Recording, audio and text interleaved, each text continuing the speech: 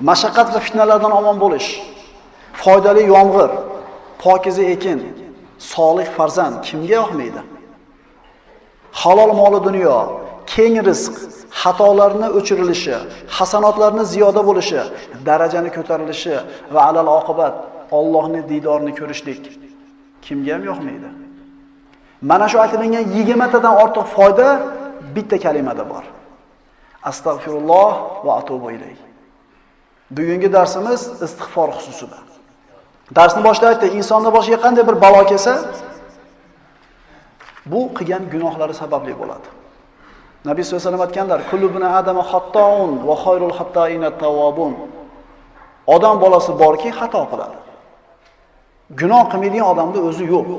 Chunki payg'ambar sollallohu alayhi vasallam aytadilar, odam bor, xato qiladi. Endi xato qiluvchilarda eng yaxshisi tavba qiluvchisi.